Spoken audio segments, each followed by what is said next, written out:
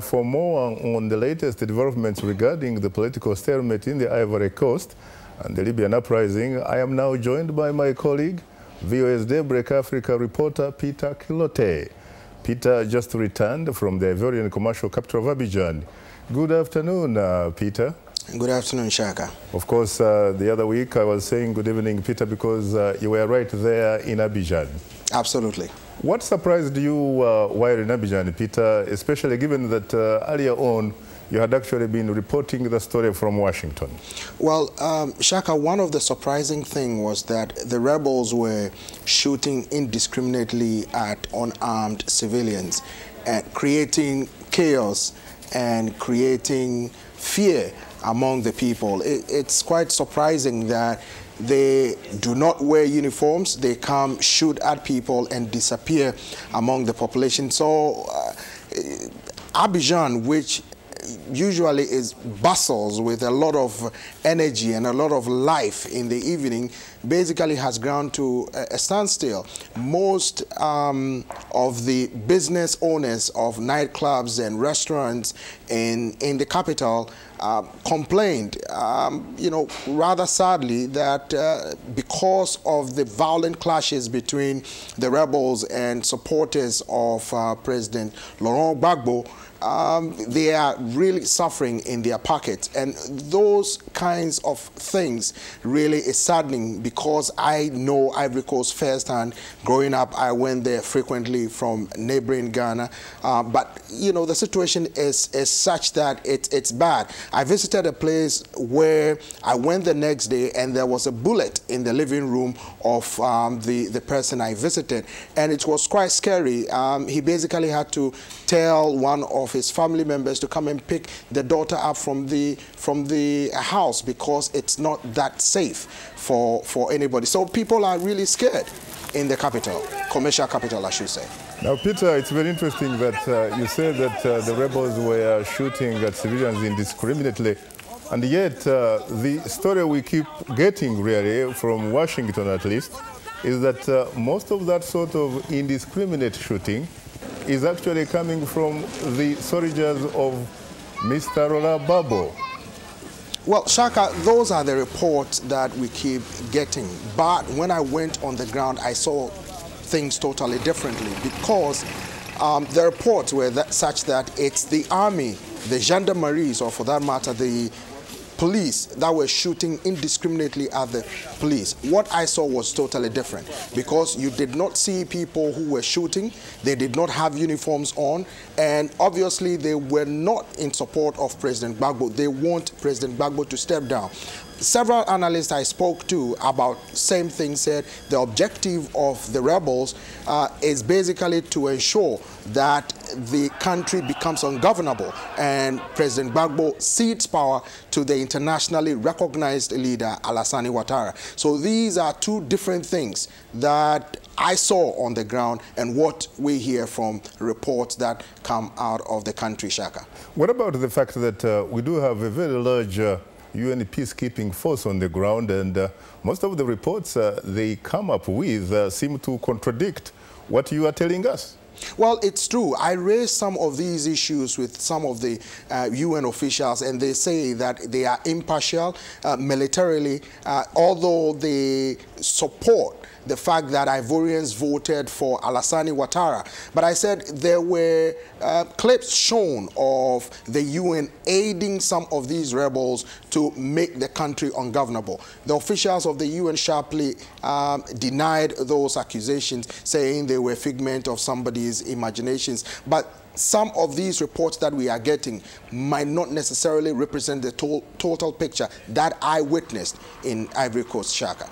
If it is true that Alassane Ouattara won the last presidential election in November, and that, of course, that election clearly is a reflection of the voice of, or the will of the Ivorian people, is there any particular reason as to why we have not been seeing some sort of demonstrations downtown Abidjan, for example, in favor of the restoration of democracy, and of course in support of Alassane Ouattara? Well, Shaka, the challenge is that Abidjan, the commercial capital of Ivory Coast, seem to have a lot of support for President Laurent Gbagbo. You go to a community known as Yepougon, which has the highest concentration of inhabitants of Abidjan. A large majority of them are the young patriots who support overwhelmingly Laurent Gbagbo. Now, we all know that the country is sharply divided into two between the north and south. We have the north being overwhelmingly in favor of Alassane Ouattara.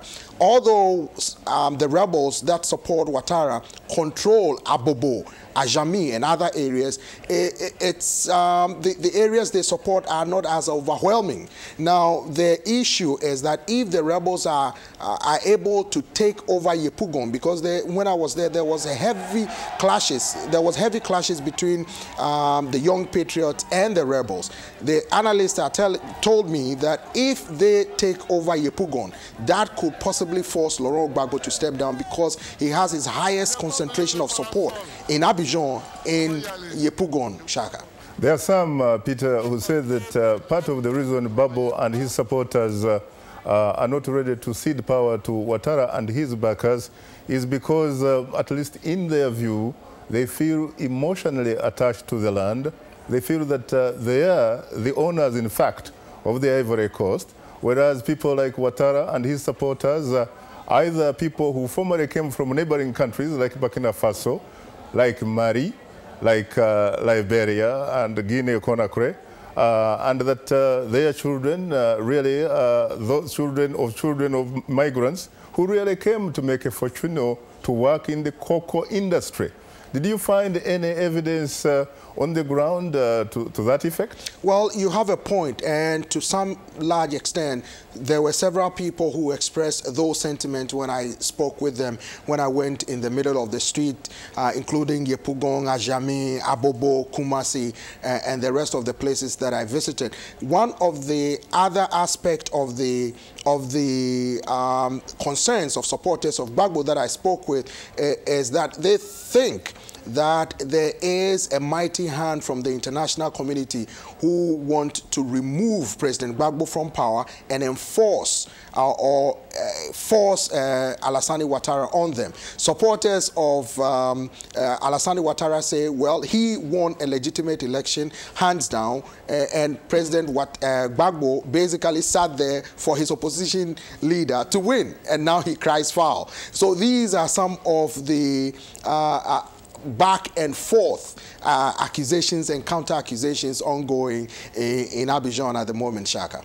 Final question, what lessons did you learn briefly while on the ground? Because I gather that you found yourself in a neighborhood where there are some, battles raging and bullets were flying to and fro.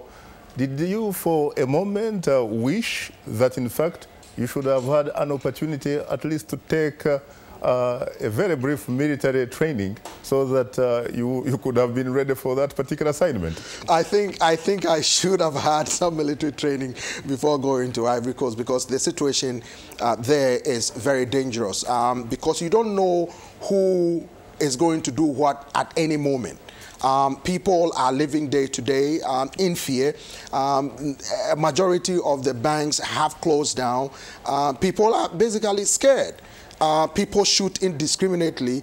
There are fires all over the place. People are traveling in buses, and fires are thrown into the buses. They run for dear life, and the buses burn in the middle of the highway. So these are challenges. I hope that the African Union or ECOWAS, or for that matter the rest of the international community, will have a rapid solution to resolving the crisis in Ivory Coast, Shaka, because the instability of Ivory Coast basically is destabilizing the whole West African sub-region, Shaka. Well, it looks like it may not take very long, because the Ouattara supporters seem on the verge, frankly, of taking over San Pedro, which would be very key to the entire conflict. Well, you have a point. If the rebels are able to take over San Pedro, one, they will be able to get weapons boost, and secondly, they will be able to control about 50% of the export of cocoa that Ivory Coast, exports to the world. So that will be very significant, Shaka. Well, thanks, Peter, for your insight, and it's nice to see you back in one piece.